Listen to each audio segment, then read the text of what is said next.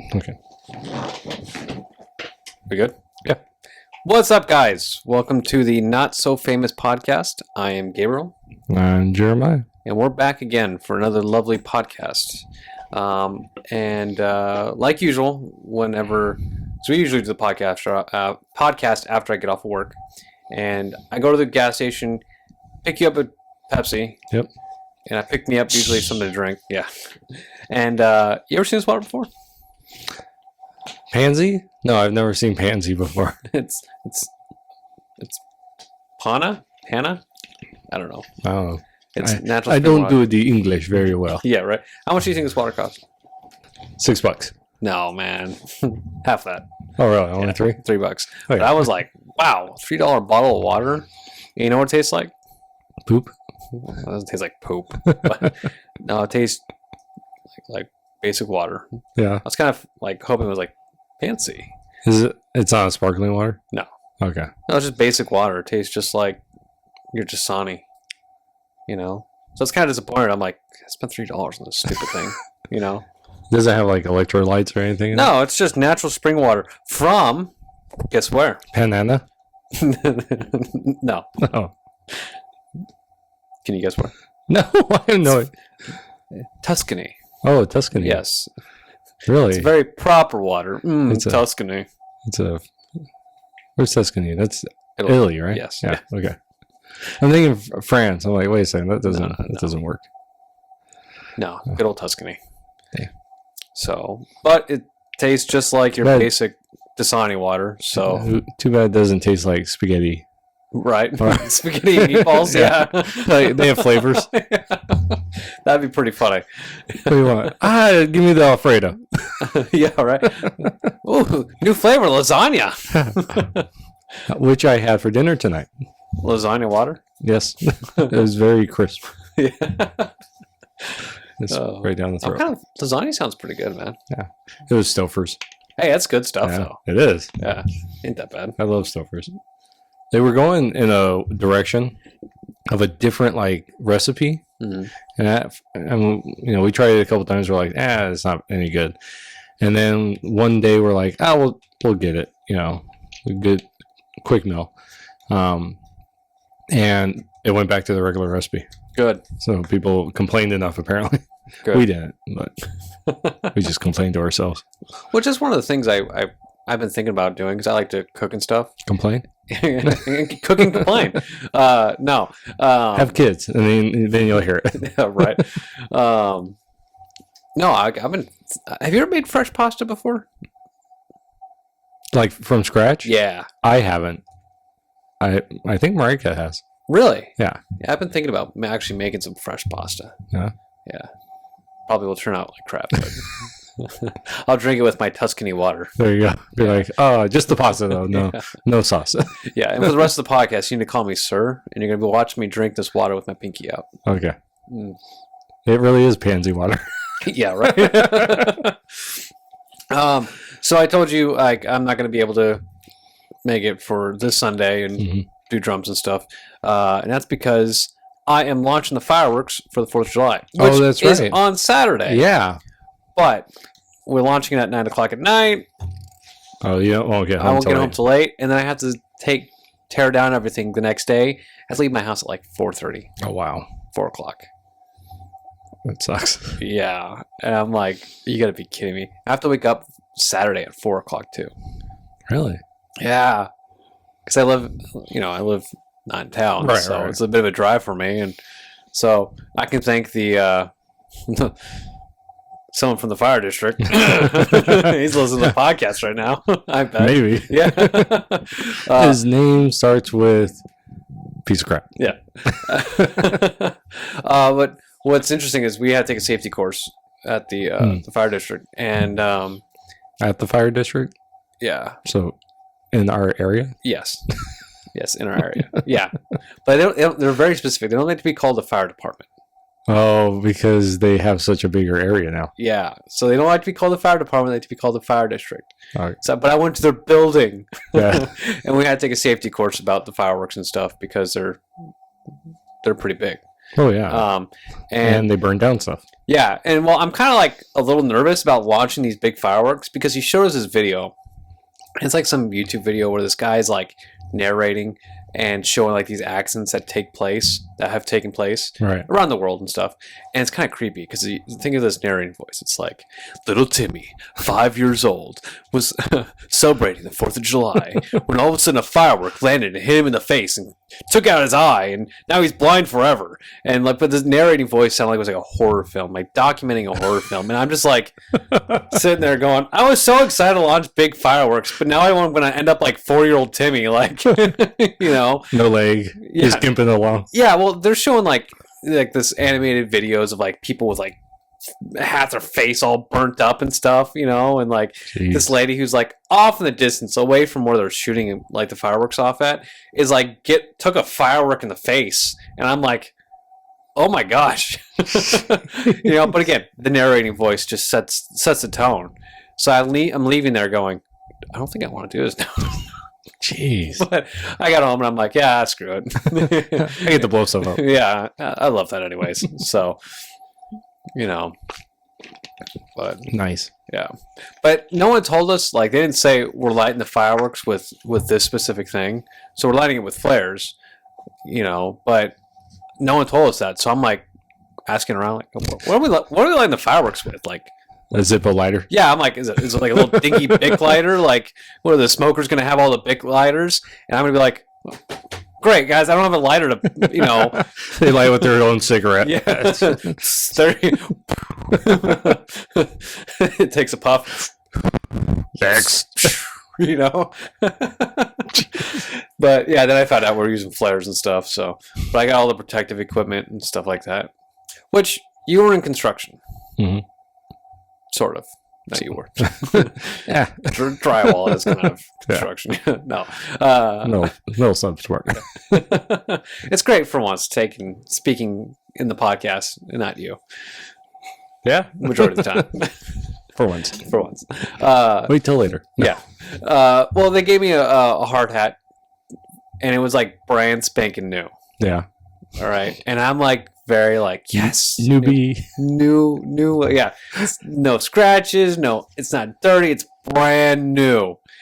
And they both look at me, who gave me the hard hat, and they're like, okay, you have to go mess it up real quick. I'm like, why? And he goes, it's just, you just have to. It's like, was that a thing that like you have to mess up a new hard hat because like something bad will happen to you if you don't? I never did that. I just hated having a new hard hat. Why? Because it looks so dumb. Like, it's so bright.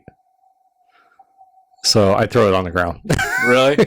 Actually, truth be told, we never really used hard hats. We put them on when the the superintendent be around, and what? Take them right off. Well, because I'm underneath a scaffolding the whole time, so I'm constantly hitting my head when it has a hard hat because the scaffolding's so small. So I take it off and work, and then if you're on the top, you're against the roof, and so you can't like maneuver with it. So I always threw it. Yeah, right. Yeah. Not too far because... Well, I got a brand new hard hat. And they're like, oh, just keep it. And I was like, oh, great. I have a hard hat in case I go and do certain things for my job and stuff. Right. And, but my friend ended up taking my hard hat and he goes, oh, I'll take care of that for you. And he goes and runs into the dirt and scrapes it all up and stuff. And I'm just like holding it going, because I'm very like organized, clean, you know. And now I got this hard hat now. It's all like crappy. And I'm like, oh, thanks, man. You know. You should get a cowboy one. What's a cowboy hat? Like it's a hard hat. It's a cowboy hat. Really? Yeah. They have those? They have tons of different kinds. That's true. I'm sure there is. He's got one of those cheap ones they probably get from like Lowe's. Yeah, right. Most likely. At least it feels like that. But I want a cowboy hard hat. They're cool. Yeah, they sound cool. I couldn't have one, but other people did. Oh. So on to current events, or what topics do you have? Before we start, I thought we got a cool compliment from someone that listens to the podcast. We did? Yeah. Or you did? Well, I did. I got the compliment, but it's for us. Oh, okay. I thought it was a compliment. Okay. So we were talking about listening to the podcast, and they said, I find it weird when I listen in because I listen and I feel like I'm eavesdropping onto someone's conversation. I'm like, well, that's kind of what the point is. Mm-hmm. Like, we're just having a conversation. Yeah. So I thought that was a compliment. In a way, I think. Yeah. So I guess it's a compliment in the fact that somebody else is listening to this podcast. Yeah. Someone actually listens. Oh. So you sent me a few articles. You sent me a few things. What were some of the big things that you wanted to go ahead and talk about? Okay. So. Yeah. Okay. So there's so many different things. All of them kind of. Okay. So this is what I got. Okay. We got Chaz getting on the chopping block, right? Yes. We got that. And then this all kind of goes into the riot category. So you got Chaz getting pushed out.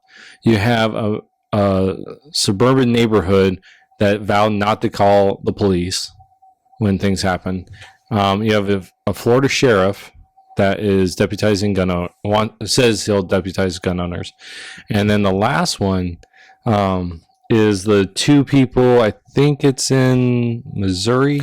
Oh, the lawyers? Yeah, the lawyers that brandished their guns while on their own property when people were trespassing. I don't consider that brandishing because it's like, what if I was outside cleaning my gun? Yeah. That's not brandishing. That's, maybe I like to mow the yard naked and with my AR-15 right on my back. So there's that. Go ahead. Oh, and then I have a new flu that's coming around. Yeah. Okay. And then the last one is an Avatar the Airbender thing, but it speaks to political correctness. Really? Yeah. So interesting. Yeah. And then I also want to discuss about the statues that are being torn down now. Okay. So that all fits in that riot. Yeah, we'll fit that all in one. Okay. So let's do that. Yeah. So you go and take the lead. Okay. So Chaz is being taken out. Chop is on the chopping block. You were hoping to use that, weren't you? Yes, I was. I sent that to you, and so I wanted to use it. But yeah, so they're being cleared out now, which is about freaking time. You know how many people have died there? No, actually, I don't know the numbers. I don't either. But at least one. We would know if the police were able to respond to all the deaths. Well, okay, at least one, right? And it was a teenage kid, like 18 or something, and he was shot. And spoiler, he was black. So yeah. So after, I think it was 5 shootings that were reported, and there are reports of other shootings that were going on during this thing that went unreported. But after 5 shootings, multiple people hit, at least one death, right? I think there's more, but at least one. You finally have Seattle saying, okay, let's stop this stuff. It's just dumb. Well, and I mean, we discussed this in the last podcast, but the rapper that drove out there and was distributing guns to people, right? Like that you're causing the problem, right? Well, the problem's already existing. You're putting more fuel on the fire, right? And when the first death happened, when the shooting took place, and the ambulance drivers, did you see the video? Yeah. Ambulance drivers pulled up and he's yelling at them, "Go in there! What are you waiting on?" And it's like, well, the ambulance is waiting for scene safety, right? Well, yeah, they couldn't go in. Safe, but the police aren't welcome there, so the ambulance isn't going to go into a shooting. So they're getting pissed off. Like, why aren't you going there and saving them? We'll protect you. Yeah, sure. You're going to protect them. You know? Right. I'm so happy that they're going in there and just getting rid of this zone. I forget her name. She's the new press secretary for... I know who you're talking about. She's blonde. Yes, and she is awesome. And she goes after it. What's that? She goes after it. Yeah, and she... Kaylee?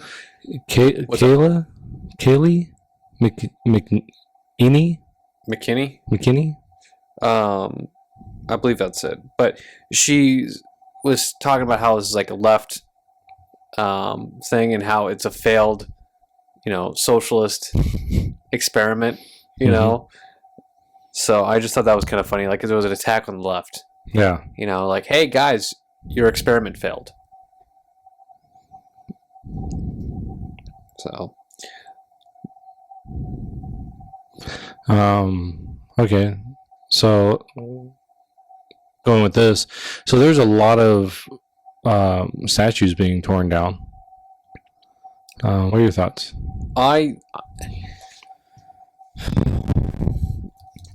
It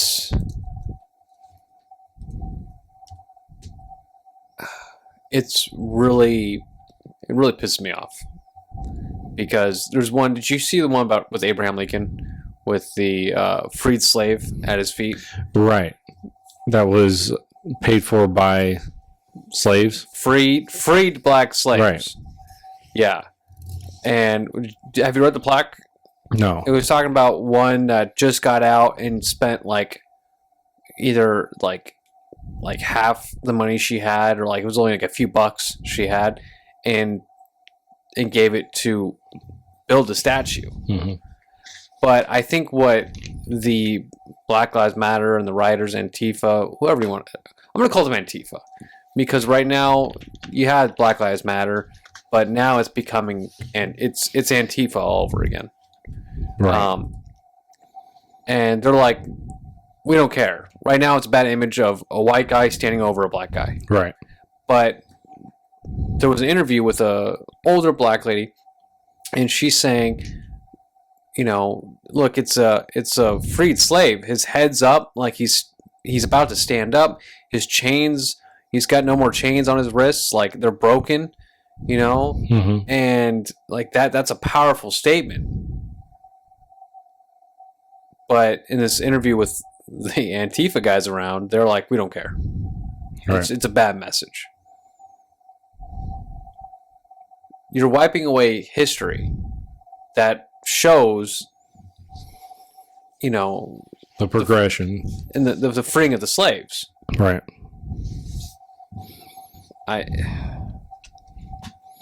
It goes well beyond stupidity.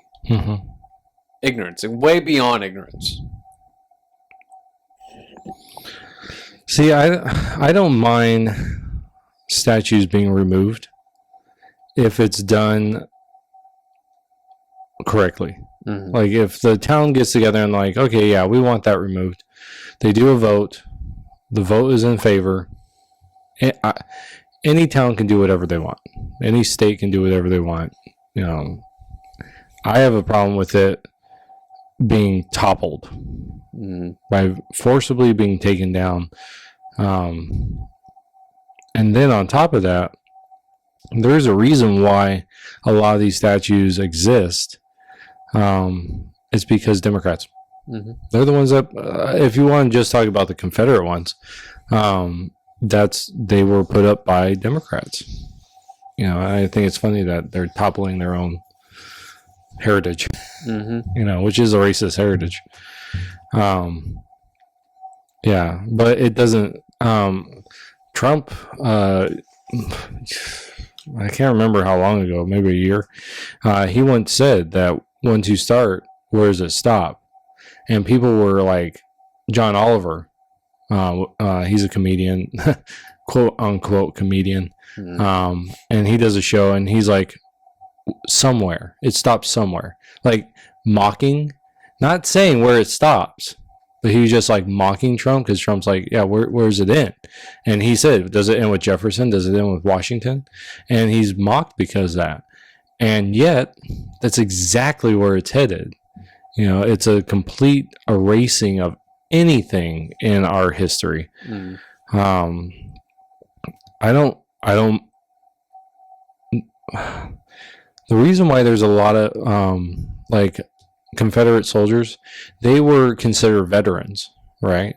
An act was passed by Congress to recognize Confederate soldiers as veterans. And the reason why they did that, it's the same reason that Abraham Lincoln stopped pursuing these generals and, you know, like the Confederate president and all them, because he's like, the whole purpose of this is to bring the states together. We're not here to just kill people, to like, you know, and it was, we're allowing them to be, retrospect, he probably should have, because that would have stopped the Southern racism right there, because they would have taken out all the leaders, you know. But say la vie, you know, whatever. And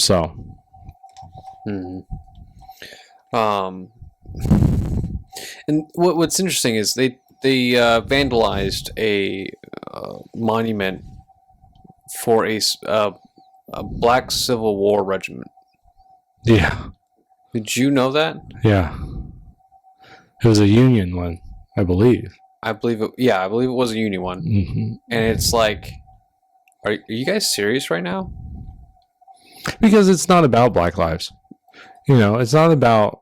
No, that's what I was saying. Was this is going above and beyond ignorance. Mm-hmm.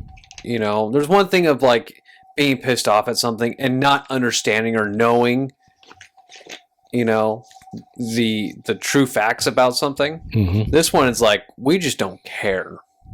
Right. You know, and I saw a funny post. I think it was ISIS destroying history. Mm-hmm. Did you see those statues they were breaking and destroying? Nazis did it. Mm-hmm. Yeah. Wiping out history, and now look at what we're doing right now. Right. You know. So. Yeah, and really, that's what every single group does, that they want to recreate a society. Mm-hmm. Happens throughout all of history. Every time a new group comes in, they replace the history so that the history that they want the people to have becomes the history, and usually that history goes underground, right? It happened with the Irish. Like when the Christians came in, what the Christians did was they reimagined the Irish stories with Christian themes, and so actually a lot of their history is lost, but you can still see it in some of the folk tales, right? But Alexander did it. Alexander the Great, when he went in places, he set up idols to himself. The Romans went in. The Romans actually were probably the least kind of people that did this. They would go in and just be like, hey, keep your stuff as long as you pay taxes. We're good. You know? Yeah. And so, but that's what people do. In order to change society, right, into their image, they'll destroy the history. And it doesn't matter. It's whatever history does not fit what they want. And George Washington doesn't fit that. Mm-hmm. You know, even though if you actually look at his life, he hated slavery, he owned slaves, but at his death, the only legal way he could do it was at his death, he released all of his slaves. And so, you know, and then that loophole was quickly sewed up, you know. And so I think it was Andrew Jackson wanted to do it and he couldn't do it. I think it was Jackson. It might have been someone else. But, you know, it's just, who was it? Former slave. I think his last name was Jefferson. I'm blanking on his first name. He was one of these people that he truly believed that the the Constitution, the founders were racist men. And he spouted that off for years until he actually did his research. And then he found out, no, these guys were good, like they were Christian men that believed in equality of all peoples. And Jefferson Davis, maybe that's his name. No, that's not Jefferson Davis. I have that in my mind because he's the Confederate president. Mm-hmm. But yeah. Anyways. So.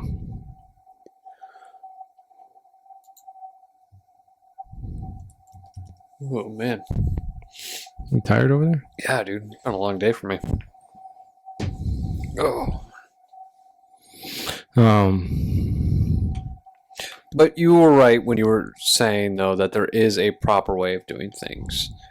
Bringing it up to your, whoever's in charge of this, of these statues, to your local government, and voting on it. Have them vote, to have them removed. Don't, and that's the proper way of doing it.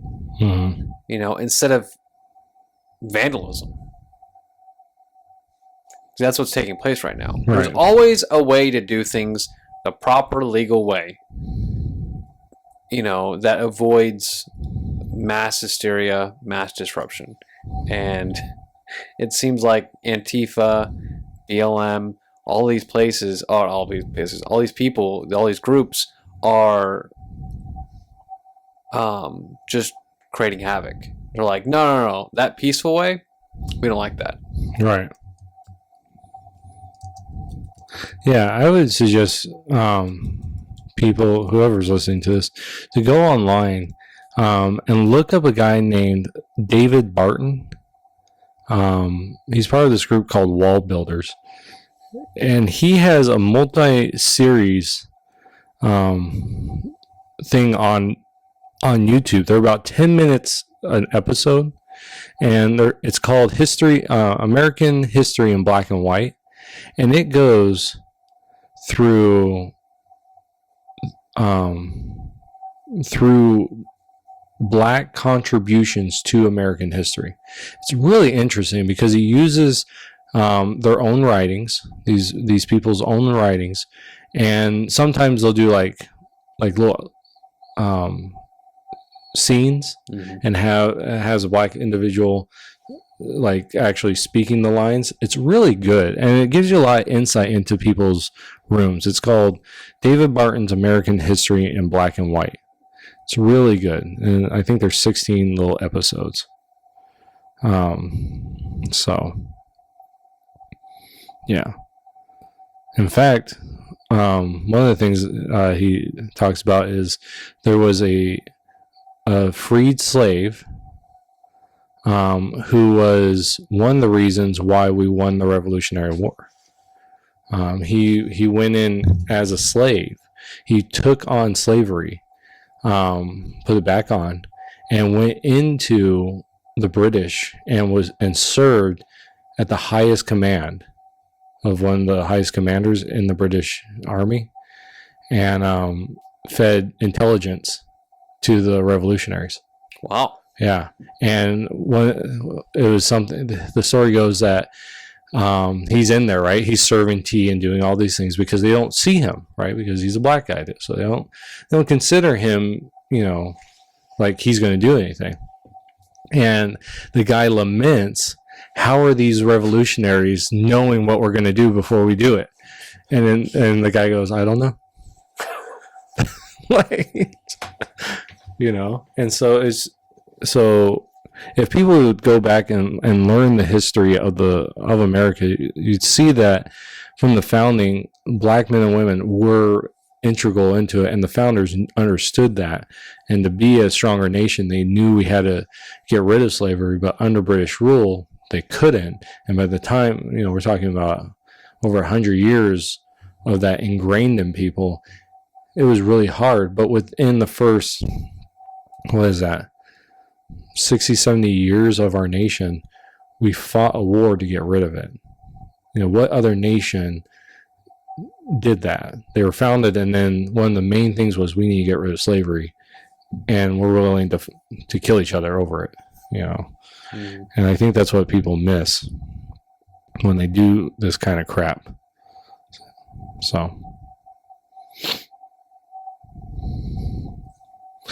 but going along this idea of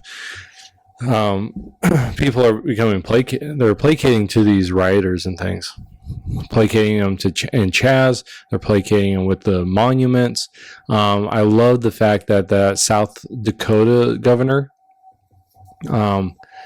basically told him, because they were talking about defacing the Mount Rushmore, getting rid of it. Like, for one thing, that's stupid. Wow. Like how it's just on its own as a monument to the ability to carve into rock.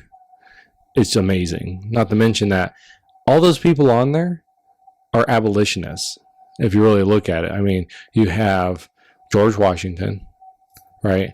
He didn't like slavery, got rid of his slaves. You have Abraham Lincoln, didn't like slavery, got rid of fought the war. You have, I think it's Teddy Roosevelt, who himself was very against slavery. You read some of his quotes on the matter. You read the fourth one, didn't you? I believe it's Jefferson. But I have to see the picture to make sure. Yeah, it's Jefferson. So I didn't forget. It's just I want to make sure. But yeah, so, and he, that's one of the founders, hated slavery as well. And all these men owned slaves. I mean, we're not okay. Abraham Lincoln, Teddy Roosevelt, they didn't own slaves. But the first two, they did. But their desire was for freedom. And so they worked within their time, right? They overthrew the most powerful empire, could be the most powerful empire in the world throughout history. That's debatable. As much land they owned and influence. But they overthrew that and set the history going in the way that their descendants could get rid of slavery, and that's what they were working towards. So, yeah. But to say all of that, in Minneapolis, and this is a 6 days old. There's a neighborhood that they vowed not to call the police, right? Because they wanted to stand, and they said that we want to check our privilege and protect people of color, right? So we're not going to involve the police. Guess what happened? Burglaries, murder. Yeah. So there's in their park, there was a homeless encampment set up. Drugs are being distributed there. This one girl says, I'm not being judgmental, but I'm no longer going to take my children to the park because it's not safe. It's not personal. It's just for safety. These are some of her quotes. This one person, his name is, it just says Erickson, Mitchell Erickson. He called, so this is the situation.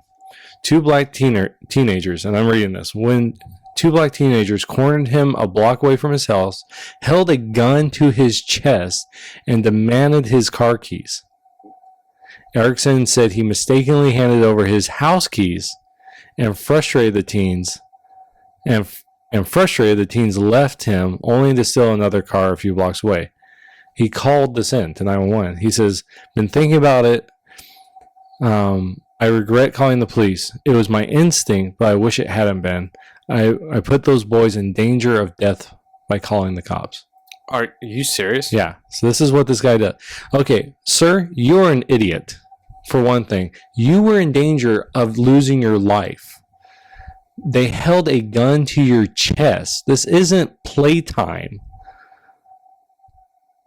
Secondly, in like 2009, only 9 black people were killed by cops. So it's not like you call the cops and it is a death sentence.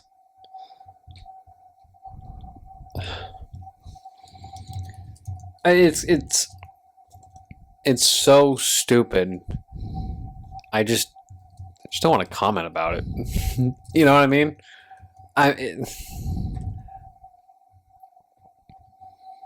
Wow. Have you heard of anything more stupid than that?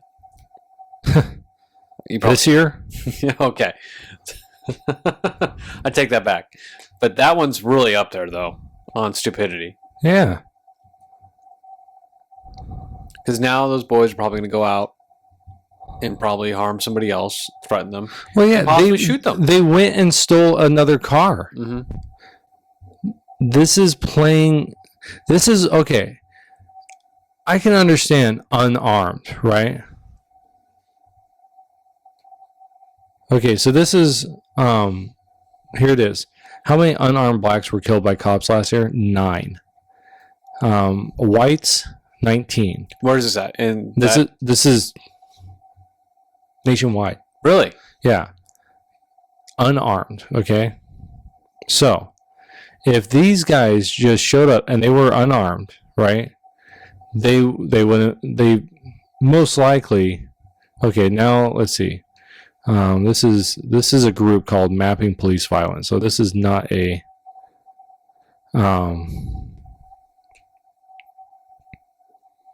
yeah. Yeah, so this is like purely oh wow, okay. I'm using this website map. This is horrible like stuff. They're just showing you a bunch of pictures and just times this times that. This doesn't make this is horrible. Like they don't actually give you numbers. Well, that's an awful website. Yeah. Yeah, I don't know. Well, I wonder how many times that guy being robbed at gunpoint, that guy being assaulted, how many times will it take for him to go, all right, I'm done with this. I can't do this anymore. You know? I don't know. Like, what's the breaking point now of these people? You know, does it take a really severe tragic event to wake them up? You know what I'm saying? Well, that's the thing.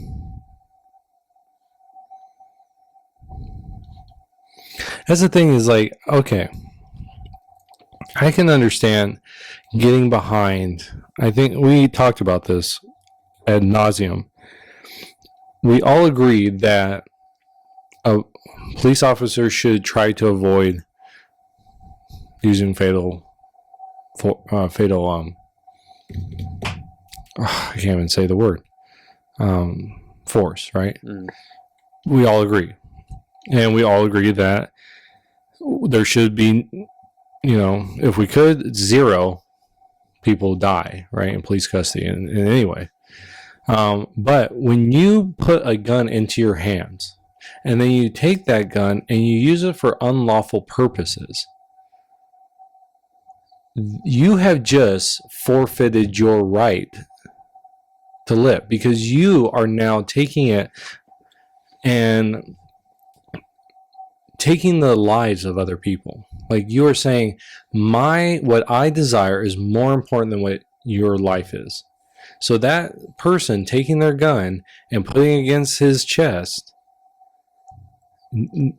that person, I don't care if he's black, white, yellow, you know, purple, whatever, they have forfeited their right to life, liberty, and the pursuit of happiness, because they are taking it from someone else. They're saying, I'm going to take yours. I'm willing to do that. They're not doing it in self-defense. They're not saying, hey, I am here to self-preserve or preserve someone else's life. I'm here and I'm willing to take that away from you. Any person that uses guns, knives, or a bat, anything, they're using it to take someone's life or to instill fear into someone like that, you cannot say that that person should not be encountered with just as much force. Because then you're saying, yeah, whoever's going against them, yeah, we're just going to send them out as sheep to the slaughter. You know, that really pisses me off.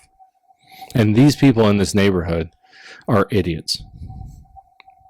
If there was a word better than idiot, would you use it? Yeah. Well, is it? It's too colorful, isn't it? Yeah. It's too colorful for our podcast. Pink. There's a bunch of pink. We had this joke where they're like, Daddy used the colorful word. I'm like, yeah, I did. That red piece of junk. Nice. So, yeah, it just drives me nuts. It just seems like the people that are supporting that is supporting criminal activity. Yeah. You're saying it's okay. It's okay. Go, Rob. It's fine. We're not going to call the police on you. Just go do what you need to do. Mm-hmm.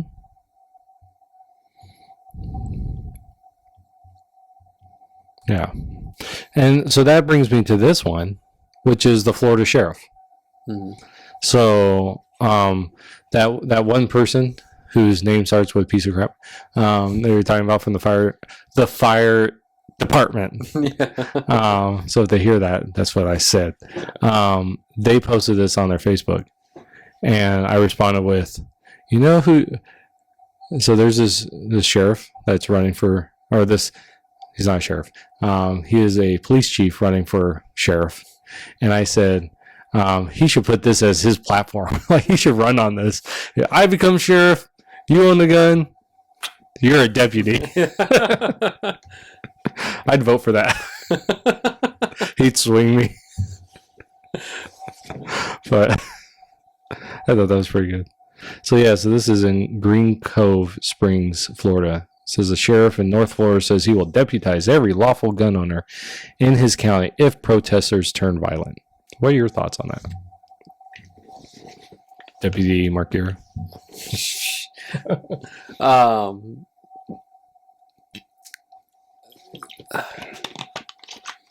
Good.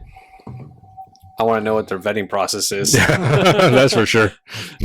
Hey, Cletus, bring over that sawed-off shotgun. Deputies are like, huh?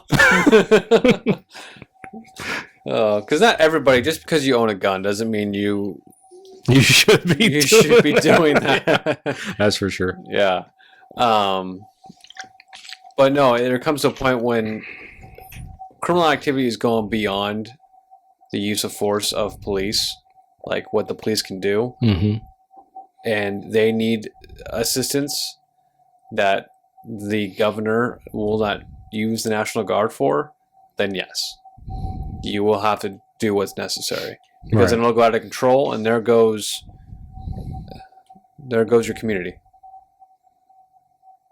So, you know, I'm fine with that idea, with that approach, but what's the vetting process for that? Right. What's your ultimate goal for that? You know, what is, you know, why? There's got to be a clear reason why. And of course we see that in the possibility of why, you know, the protest getting so much that they will need to do that. Mm-hmm. And we see successfulness with that up in Idaho when there was possible riots that was going to happen up in Idaho, and all the armed citizens were protecting businesses. Did you hear about that? Yeah. I have a friend up in Idaho right now, and he was telling me about it. And did he go out? What's that? No, he didn't go out. But loser. But no, there was no businesses were damaged. Mm-hmm. And that's the perfect example of the Second Amendment working. You know, lawful Second Amendment citizens protecting their communities. Right. So, but I feel like the clear present danger needs to be, you know, known and well established. Like, that's the danger right there before you can just start throwing the badge out to people. Right. And I think that, and like he says, it's if it goes in this direction, right? And if it gets to that point, like, I mean, how many, I'm trying to figure this out. How many deputies are in our county? I'm not too sure. Yeah. If this video,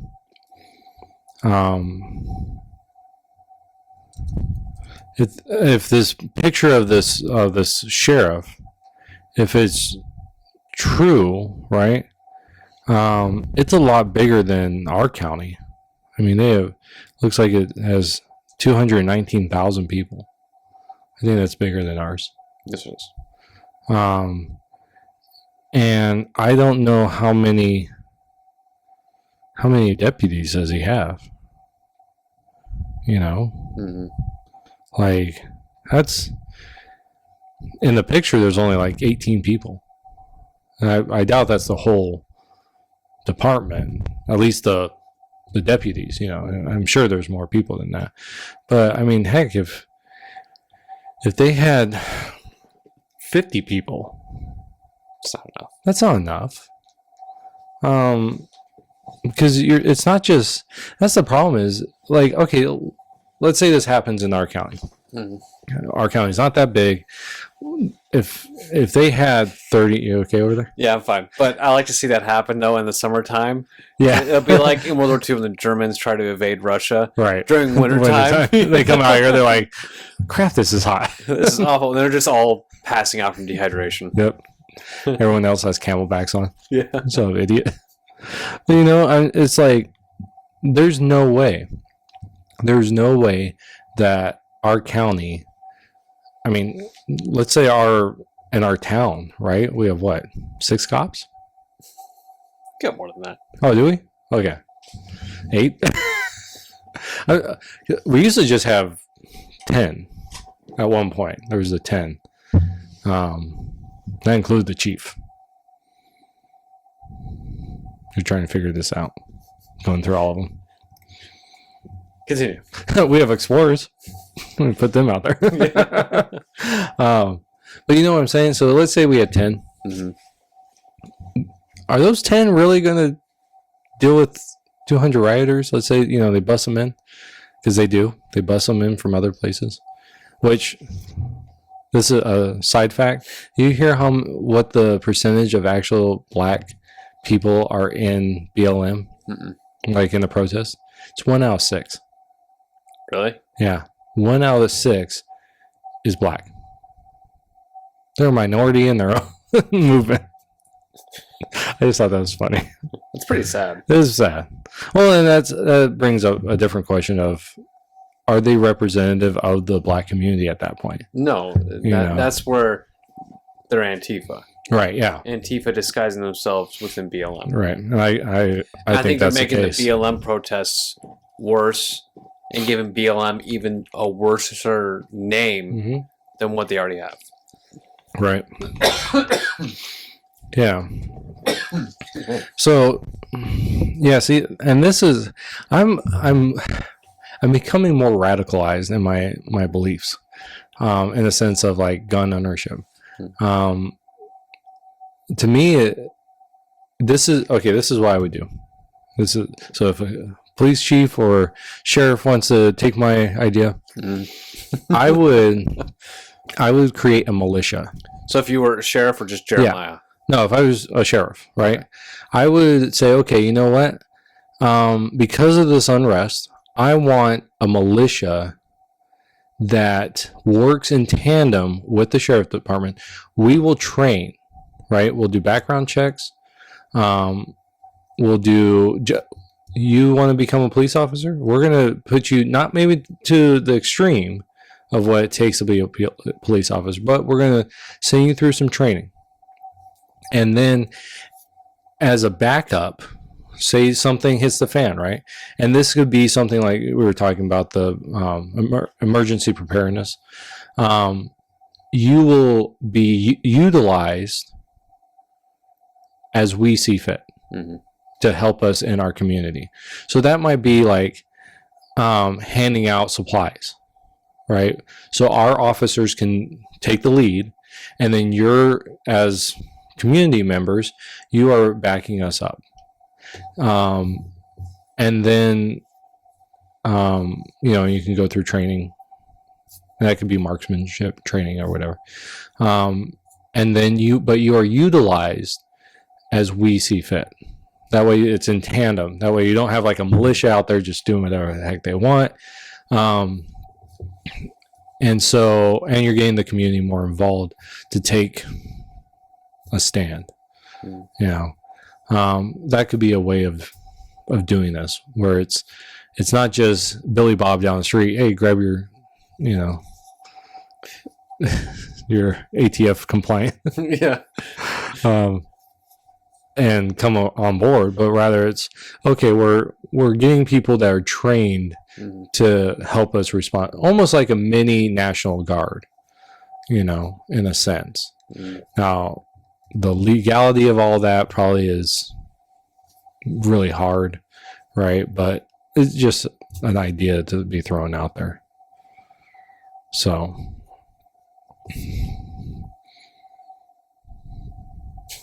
just sit there and look at me. No, I'm thinking in my head your plan. What would Sheriff Holcomb do? Right. I should be running. Yeah, right. No experience. I don't care. I'll be like other people. Yeah, right. No experience, no understanding. Just go out there and do it. Yep. That's how we do it, right? That's the new slogan. Sheriffs go kill someone. Just do it. Right. You want to move on to the next topic? Sure.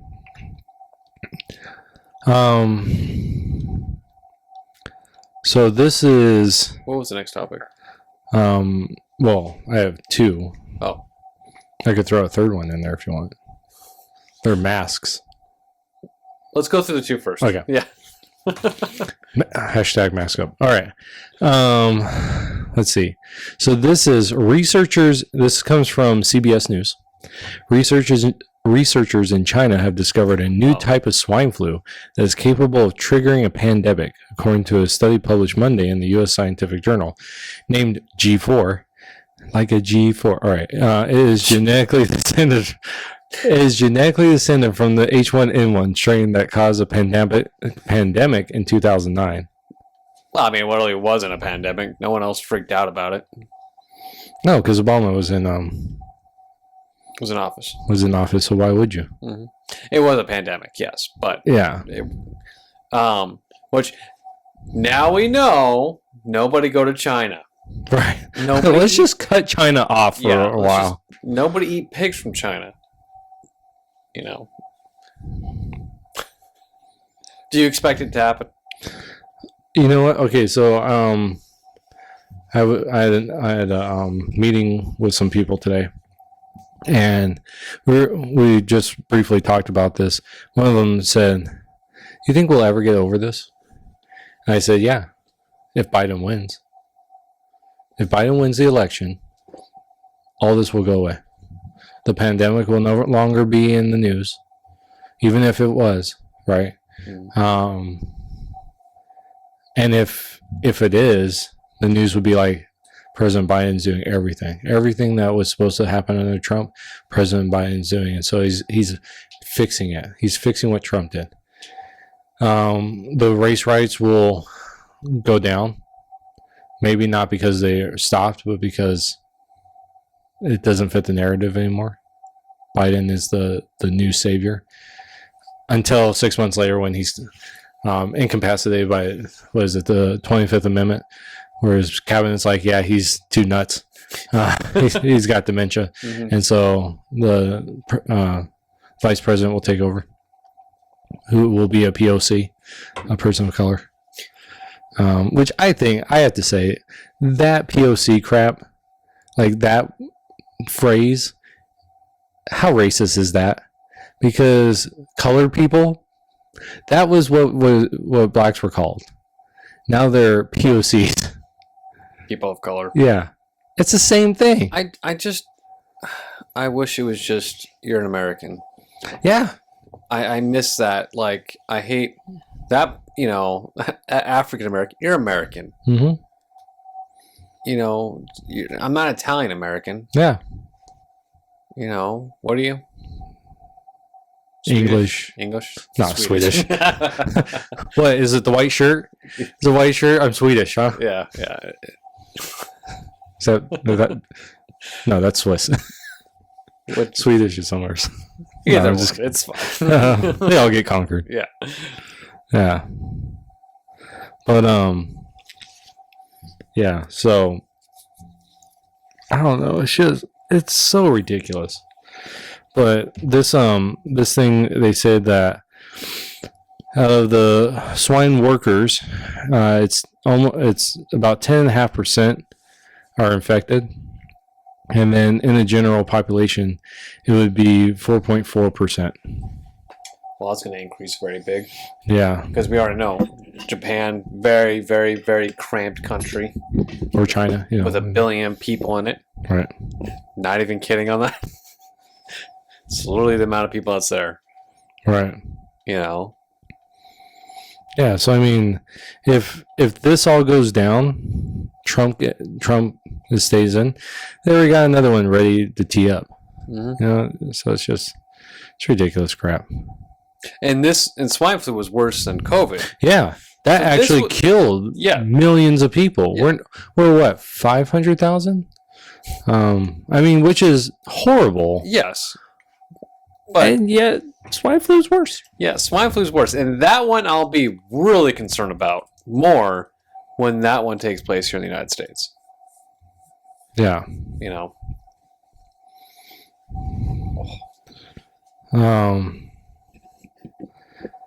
Worldwide. Okay, this is worldwide. 10.7 million infected. And it's going up. Half of those are fully recovered. Wow. Okay. 515 deaths. Okay. H1N1. I'm just looking these up. Oh, this is so hard to find things.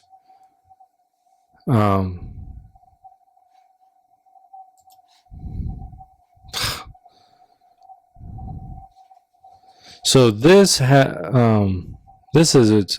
at the same. I'm trying to see this.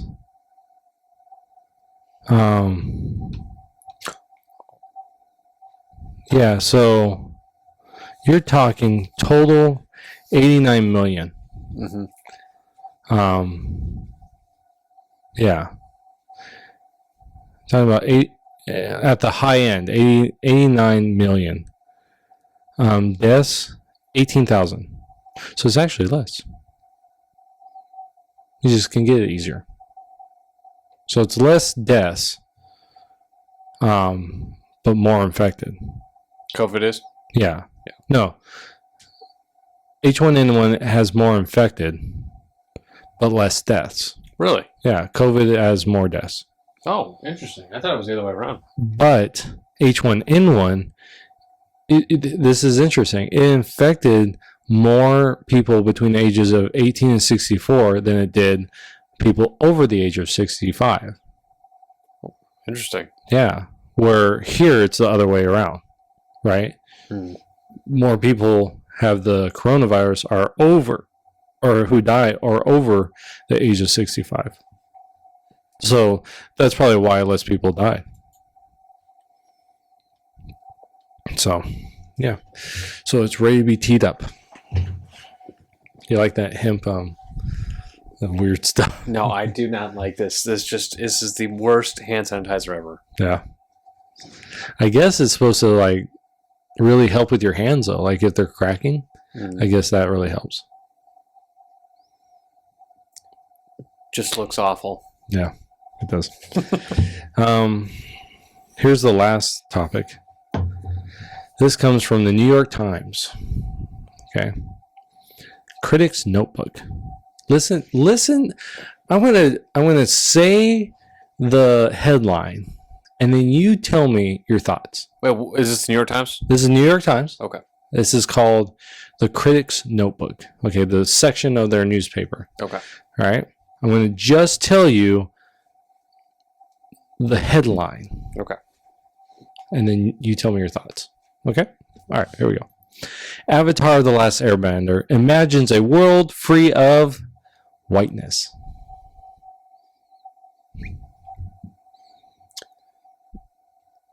It's of snow. There's no more... no snow in the show, Jay. No clouds. No clouds. No ice. I'm guessing there's not going to be no more white characters. Well, this is just The Last Airbender. So they're already... the Aang, right? Sokka. Because we kept messing up his name. What we call Katara. Yeah. Sokka. Sokka. Yeah. So they're going to take out every character that's white? No. So they're just saying that The Last Airbender does not have white characters. It's not true. But it imagines a world that is more diverse than the typical white. Are they trying to like save themselves from being criticized? Now, okay, so this is someone talking. This isn't the creators. Right, no. Okay, this is just someone okay. talking about it. Because yeah. I don't know, there's a lot of white people on that show. Well, how do you... My thing is, okay. I mean, it's kind of animated, so it's kind of really hard to tell. I mean, whether or not... that's the thing, right? It's animated. But here's something. Okay, so if you look at Katara and Sokka, they're obvious. They're supposed to be Inuit, or is that Eskimos? Yeah, like the Eskimo people. Okay, that makes sense. If you look at Aang, he looks white. Mm-hmm. So I can see where they base his character off of, though. Kind of like that Buddhist yeah, totally understand. And I understand when they're going after that, though. But his character, though, doesn't look like that. Like, you know what I'm saying? Yeah, they don't. And the one that played Katara, she's white. The one that played Aang is white. The one that played Appa is white. Like, seriously, D. Bradley Baker played Appa. Are you serious? There was somebody that actually played the... Yeah. Wow. It looks like the one that played Azula is white. The one that played Fire Lord Ozai, which is Mark Hamill, he's white. Zhao is white. You know, Mai is white. Well, she was a white. Long Fang is white. Ty Lee. Oh, wait, Mai. No, Ty Lee is the one I'm thinking of. Princess Yue, played by a white girl. So this idea, because a lot of, like, I don't know if you heard of Family Guy, they're losing their actors that were white. That Cleveland Brown. Yeah, you know which one that is, right? Yeah. No. That one. So I've always wanted to do that. I like that one. But yeah, his character, because he's a white voice actor, and stepping down so they get a black voice actor to do a black character. Right. Now, was that article meant for the voice actors or for the actual story? For the actual show, talking about how there wasn't this whiteness in it. Not necessarily like there wasn't white characters. Whiteness. But the idea of whiteness. And I think what they're saying, because as they're getting further on into it, like this right here, this one thing, it says, Aang draws from lessons based on the principle of yin and yang, the workings of chakras, Eastern belief systems like Buddhism, Fashions, music were inspired Chinese and Japanese styles, right? So that's what they're saying is the whiteness of basically Western civilization, European, based civilization. That's what I think they're talking about. It's like a 1960s samurai movie. Right. Done up in Hollywood, and you're like, that is a not correct or accurate samurai movie. Yeah. Is that what you're kind of getting at? Well, no. So this idea of where it's too Americanized looking, where it's not like... No, they're saying that they're taking this world and taking out the Americanization of it. So getting rid of that and really focusing on more of the style is more Asian, right? With more cultural influence into the story. Right. Instead of having it like a samurai movie that were with white people, kind of like in a sense like the Ten Commandments, right? The movie The Ten Commandments with Charlton Heston, everyone's white. That's what they're saying, is you're taking out this kind of whiting of this ethnic movie. But in the actual, and this is why I think like,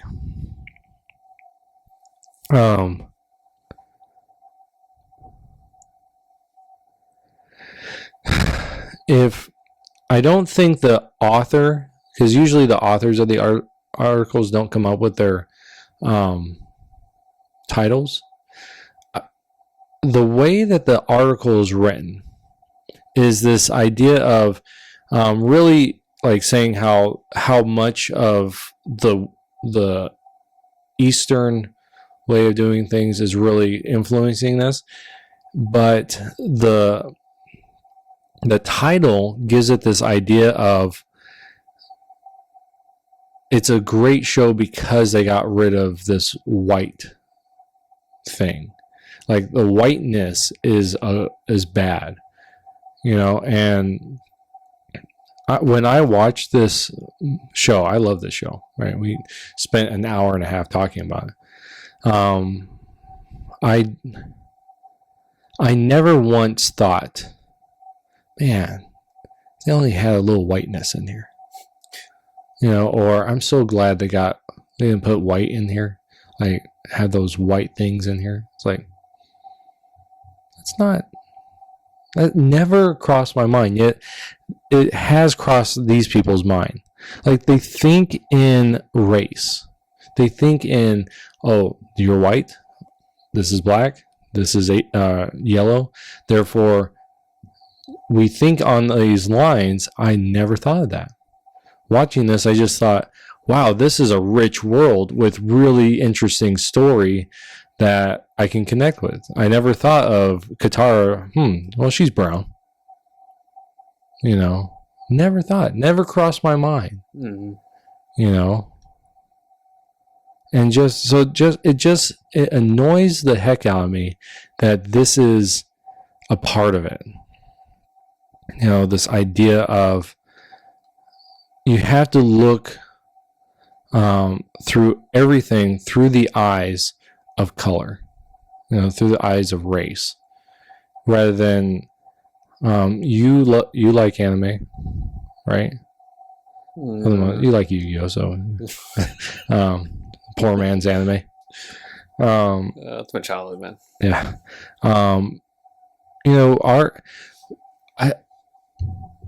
I was listening to a guy named Vodi Bachman, I think is his last name. His first name is Vodi. I think his last name is Bachman. He's a black guy, black pastor. And he was talking about how in the late 80s, he was, getting his seminary degree and everything. And then he was asked by this group called Promise Keepers, real big in the 90s. And they invited him to come in, and they asked him, we want our churches to look more like our neighborhoods.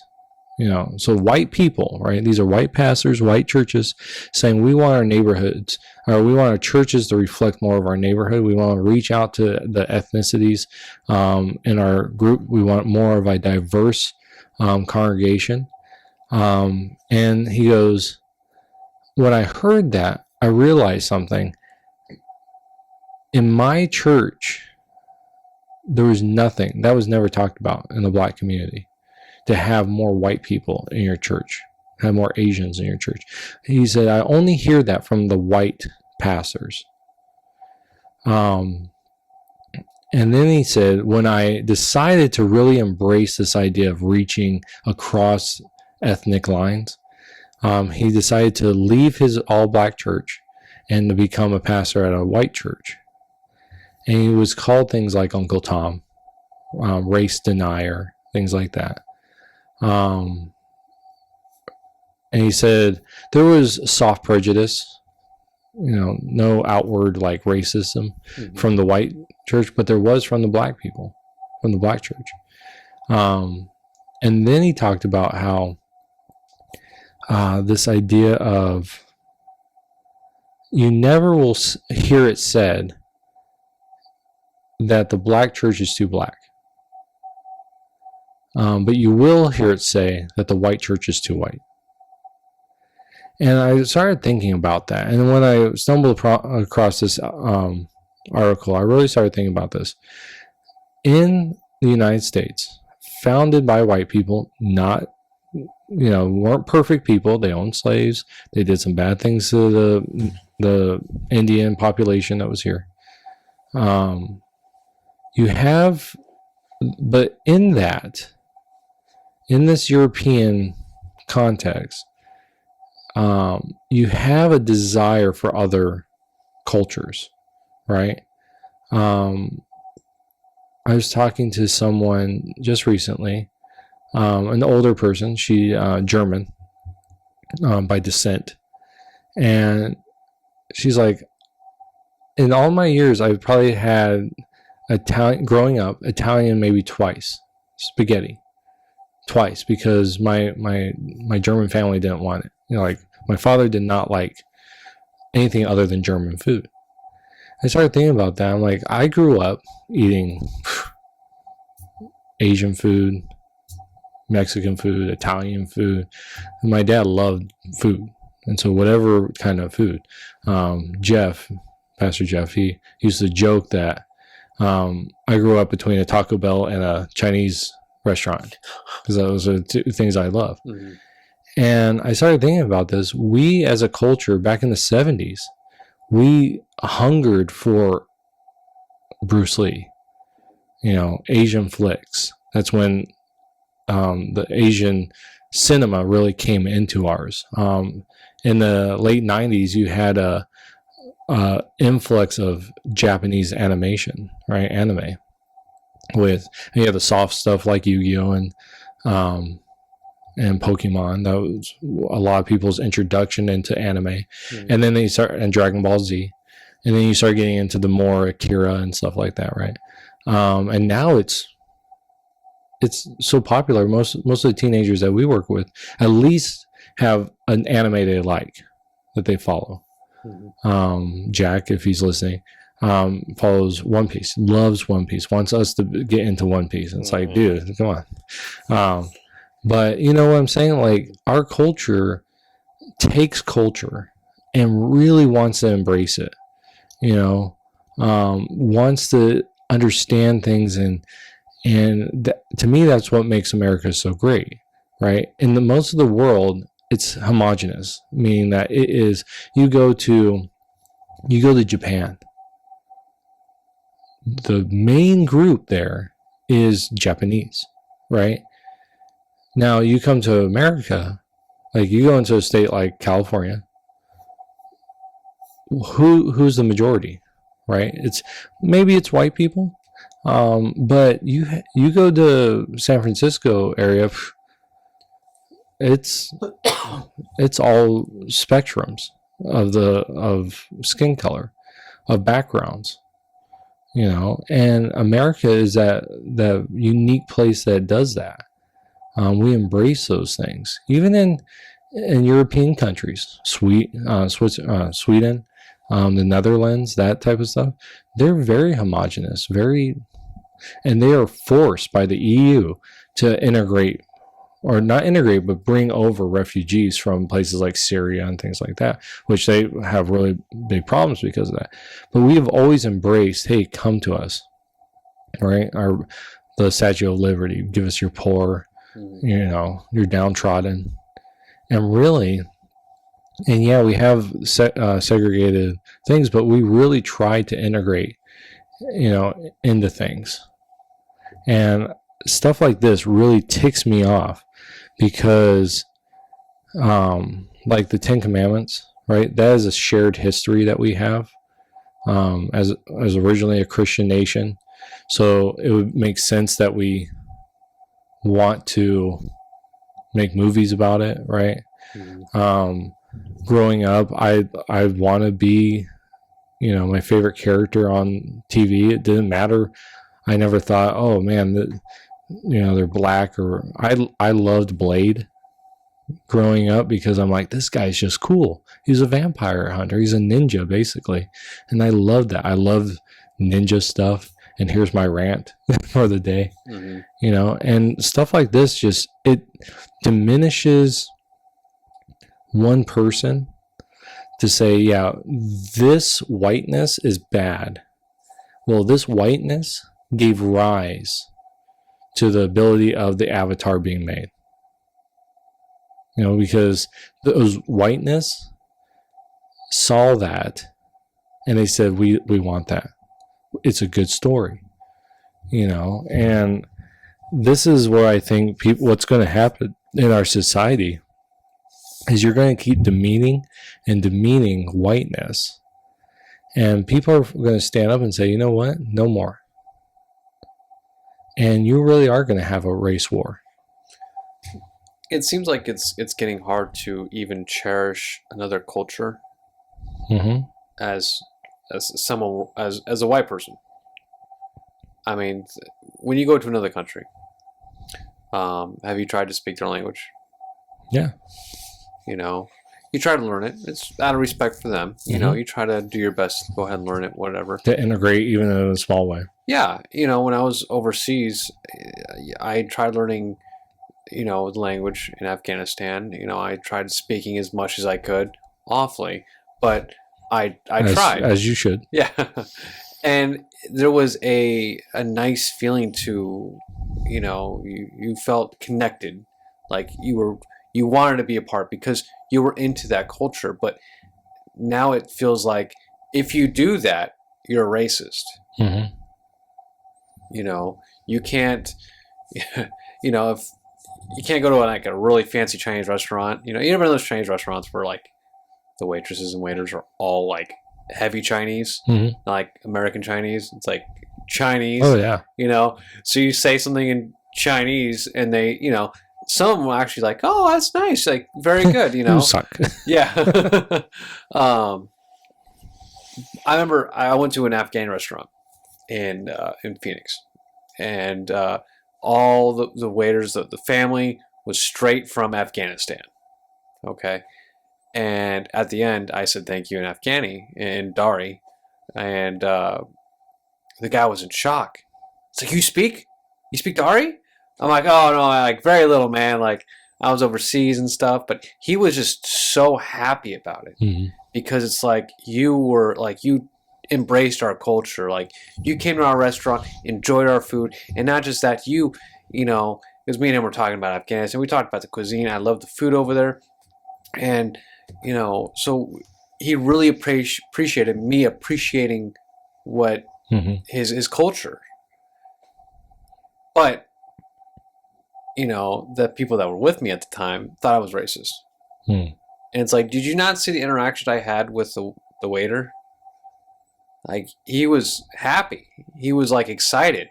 Right. He's like, but I can't do that because I'm white. Right. I can't embrace somebody else's culture. I can't enjoy it because I'm white. which that's racism. That's exactly it. It is racist. You know, when you say based on your color, you cannot enjoy something or you cannot partake in something from a culture, that is racism, hands down, because you're saying one culture is superior to another, or one race is superior to another. That's racism. And I think what you did was great. What? Oh, because in situations like that, it's you're letting someone know that their culture matters. You know, American culture, one of the things I love about American culture is it is saying all cultures, not all beliefs, but all cultures have something to it. Like, I love Chinese culture. I love Japanese culture. I love the cuisine. I love the sound of the language.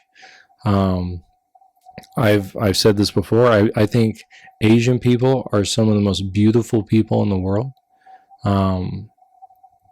And if I ever got remarried, it would be no.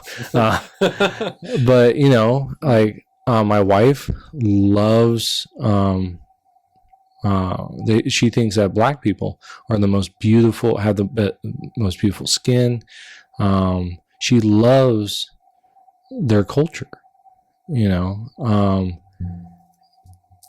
And to say you can't appreciate someone's culture, you're saying that we're going to make a distinction between cultures to where you can't cross the line.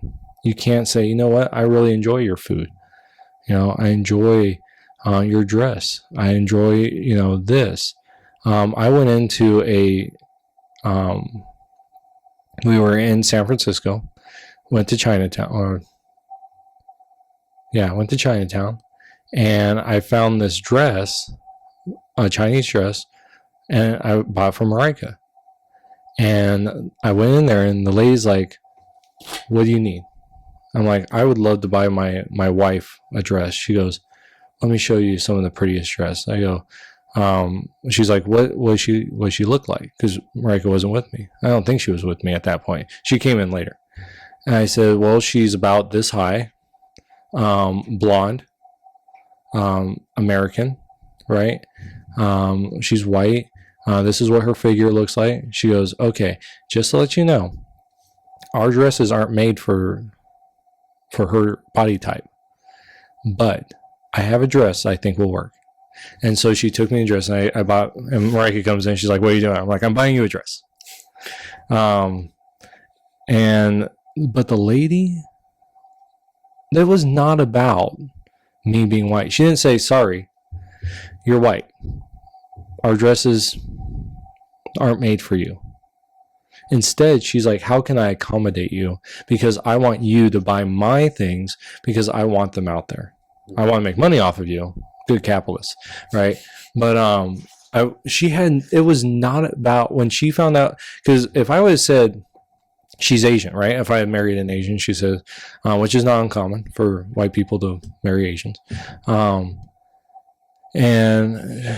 I don't think she never treated me or my wife any different. And that's what it is. Because I found anytime I go to buy something, I went into a downtown Phoenix. We went in to get a haircut, and the guys were all Hispanic guys. And we sat there and we shot the breeze, shot the other stuff, you know, and it was never, our conversation never hinged on ethnicity, on color. What it was is our mutual disgust of government, because they're like, yeah, the city of Phoenix is coming in. They're trying to tear out all these businesses and stuff, and we're trying to fight it. I'm like, you got my vote. Like, if I could vote for what you guys are doing, I'd vote for you. Like, not this guy, but what they were doing. And we agree, like, we came together not on culture, but our mutual distrust of the government. and not once did I feel out of place. And yet I was the only white person, even my son who was getting the haircut. Everyone in there was Hispanic except for me. And I never once felt like I shouldn't be here because those guys embraced me. They just talked to me like I was any other person. They spoke English to me because they could speak Spanish to each other, which I understand a little bit of Spanish. So I know if they were talking crap about me, but it never was an issue. Not once. It's amazing how comfortable you'll feel when you stop looking through color. Mm-hmm. And I think that's the biggest thing right now. If we just focus on, like, you're not African American, you're not Black, you're an American, just straight up.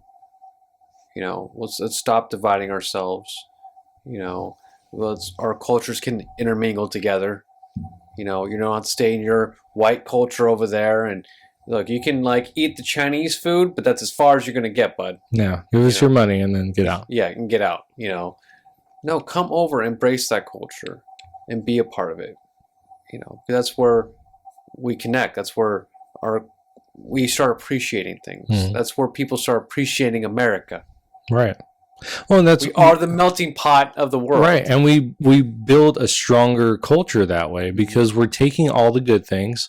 We're saying, yeah, bring over this good stuff. Let's put it together. That's why pizza is so much better in America than it is in Italy, because we took it and we're like, this is a good idea. Let's do it better. Right. But that's the thing is we're coming together. And this is the opposite of the idea of, because I've been accused of this, of being colorblind, right? And that's not what my thought is. It's not that I'm looking at someone and say, there's no skin color there, right? That's not what it is. It's saying, I want to understand your culture. I want to understand and embrace what's good from it. I want to get into it. I want the color to be something that enriches. But that's not what our relationship is based on, right? Our relationship is not based on, are you Black? Are you yellow? Are you whatever? Or it's on that basic, you're an American, I'm an American. My culture is one that says, I want more. I want more to understand other cultures. I want more to get the good things of other cultures, to see how can we as a nation better ourselves, because we are a unique nation, and compared to any other nation in the world, not homogenous or embrace. There's a great song by Brad Paisley, and it's American Saturday Night. Okay, I'm just going to read some of the lyrics. Because I think it's a funny thing. It says, so it says she's got Brazilian leather boots on the pedal of her German car. Listen to the Beatles singing Back in the USSR. She says she's going to meet her boyfriend now at the street fair. It's a French kiss, Italian ice, Spanish moss in the moonlight. Just another Saturday night. And then it drops down and says, there's a big toga party tonight at Delta Chi. They've got Canadian bacon on their pizza pie. A cooler full of cold Coronas and Amstel Light. Okay. And it says, everywhere has something they're known for, although usually it washes up on our shores. My great-great-granddaddy stepped off of that ship. I bet he never ever dreamed we'd had all of this. And and then at the end here it says, although usually it washes up on our shores, Little Italy, Chinatown sitting side by side. And that's America. Is we have all of this and we integrate all of it, all the good, and we push out the bad. Mm-hmm. And these people that write these articles saying it doesn't have whiteness in it. You know what? It was the white people I'm not trying to be racist or rude, but it was the white people that said, we want to create a land where everyone's equal. It's not about your whiteness. Did they do a good job? For the most part, they did. Right? I mean, our Constitution has stood the test of time. We're coming up on our birthday on Saturday. And we did a good job there. Did we do the best? No. We have the black eye of slavery. We have the black eye of relations with Indians. We have the black eye of Irish slaves, wars in places maybe we shouldn't be in. We've done wrong. But where else in the world would you rather live? And if you've ever been outside the world, outside of the U.S., your answer is nowhere. Mm-hmm. Because everywhere else does not give you the freedom. Even our Canadian people, brothers and sisters up there, they're neighbors. Yeah. That you keep on their side. Yeah. They're the neighbors that you just see. Hi, yeah. All right, go inside my house now. Yeah. Yeah. But nowhere else. Mm-hmm. So, America. Time to start blaring the national anthem. Which, did you hear about them changing the national anthem? Oh my gosh. To John Lennon's Imagine? Yeah. I am going... That is that is a Marxist, atheistic tune. Oh my gosh. We went from a nice, good discussion to all of a sudden to what the crap. I hate that. I hate that song. I hate that song so much. I just hate the way it's sung too. There's some all the people. Yeah. You do that really good. I just hate I think I'd cut my ears off just so I wouldn't have to hear that as a national anthem. It is a Marxist, atheistic. Awful. Oh, yeah. Look at this. Imagine there's no heaven. No hell below us. It says, imagine there's no countries, open borders. No religion. And then you'll be living in peace. Imagine all the people living life in peace. Imagine no possessions. That is straight up against this idea of self, this individualism of the pursuit of happiness, right? And the protecting your possessions and things like that. And then this idea of brotherhood of man, and then sharing all the world. How'd that work out for Chaz? That's what they wanted, and it got. I heard one person say that per 100,000, Chaz was 500 shootings, and the average is 20 or something. Wow. Something like that. I would have to actually look it up to really. But yeah, this is a total Marxist atheistic song. And you know what? I don't think that this is a side note, I don't think our national anthem should be the Star Spangled Banner. I think it should be God Bless America. It fits more into what our country is. Have you ever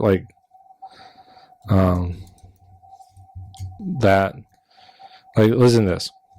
So this is God Bless America. It says, God bless America, land that I love. Stand beside her and guide her through the night with the light from above. From the mountains to the prairies to the oceans white with foam. God bless America, my home sweet home. God bless America, land that I love. Oh, that's, yeah. It says, yeah, and that's it. That's the song.